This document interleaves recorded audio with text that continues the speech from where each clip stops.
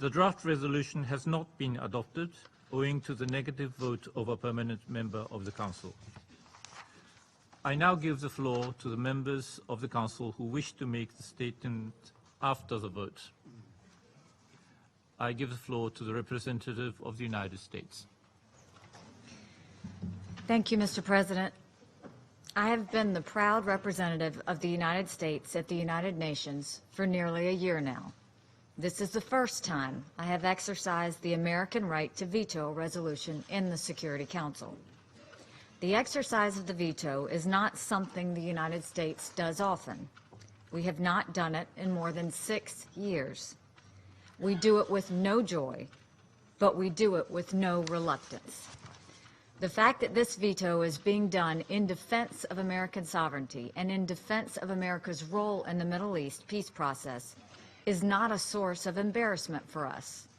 It should be an embarrassment to the remainder of the Security Council. As I pointed out when we discussed this topic 10 days ago, I will once again note the features of the President's announcement on Jerusalem that are most relevant here. The President took great care not to prejudge final status negotiations in any way, including the specific boundaries of Israeli sovereignty in Jerusalem.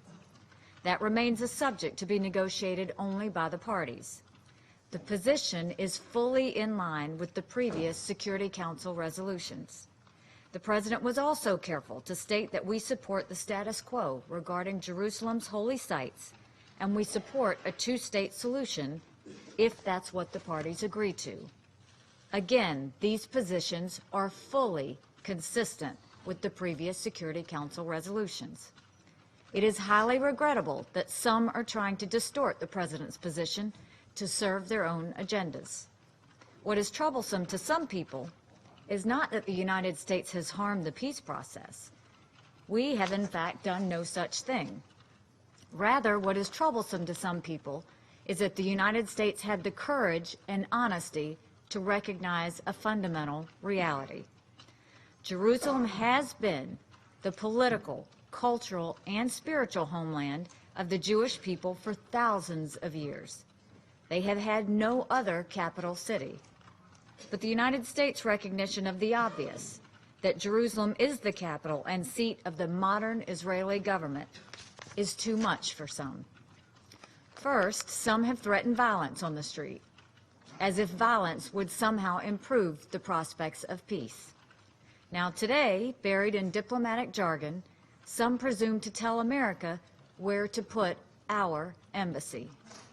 The United States has a sovereign right to determine where and whether we establish an embassy. I suspect very few member states would welcome Security Council pronouncements about their sovereign decisions, and I think of some who should fear it. It's worth noting that this is not a new American position. Back in 1980, when Jimmy Carter was the American president, the Security Council voted on Resolution 478, which called upon diplomatic missions to relocate from Jerusalem. The United States did not support Resolution 478. In his remarks, then Secretary of State Ed Muskie said the following, quote, "The draft resolution before us today is illustrative of a preoccupation which has produced this series of unbalanced and unrealistic texts on Middle East issues. Specifically regarding the provision on diplomatic missions in Jerusalem, Secretary Muskie said this, quote, "In our judgment, this provision is not binding. It is without force, and we reject it as a disruptive attempt to dictate to other nations. It does nothing to promote a resolution of the difficult problems facing Israel and its neighbors. It does nothing to advance the cause of peace." That was in 1980. It is equally true today. The United States will not be told by any country where we can put our embassy. Buried even deeper in the jargon of this resolution is the accusation that the United States is setting back the prospects of peace in the Middle East. That is a scandalous charge. Those who are making it should consider that it only harms the very Palestinian people they claim to speak for. What does it gain the Palestinian people for their leaders to throw up roadblocks to negotiations? A peace process that is damaged by the simple recognition that Jerusalem is the capital of Israel is not a peace process. It is a justification for an endless stalemate. What does it gain the Palestinian people for some of their leaders to accuse the United States of being hostile to the cause of peace? It gains them nothing, but it risks costing them a great deal.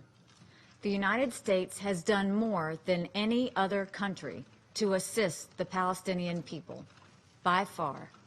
Since 1994, we have given over $5 billion to the Palestinians in bilateral economic assistance, security assistance, and humanitarian assistance. The United Nations Relief and Works Agency for Palestinian Refugees operates schools and medical facilities throughout the region.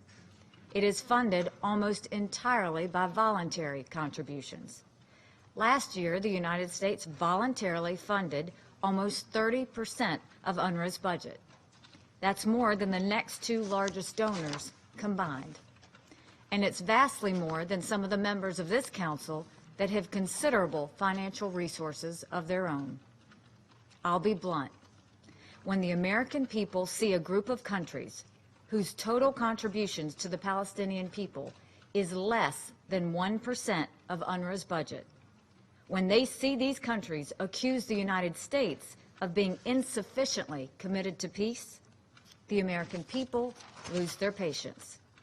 I have been to the Palestinian refugee camps the United States supports with their contributions. I have met with men, women, and children there. I have advocated on their behalf. I can tell you that their leaders do them no favors by being more open to abandoning peace negotiations than to doing the hard work of seeing them to completion. The United States has never been more committed to peace in the Middle East. We were committed to it before the President announced our recognition of Jerusalem as the capital of Israel, and we're committed to it today. What we witnessed here today in the Security Council is an insult. It won't be forgotten. It's one more example of the United Nations doing more harm than good in addressing the Israeli-Palestinian conflict. Today, for the simple act of deciding where to put our embassy, the United States was forced to defend its sovereignty. The record will reflect that we did so proudly. Today, for acknowledging a basic truth about the capital city of Israel, we are accused of harming peace. The record will reflect that we reject that outrageous claim. For these reasons, and with the best interests of both the Israeli and the Palestinian people firmly in mind, the United States votes no on this resolution. Thank you.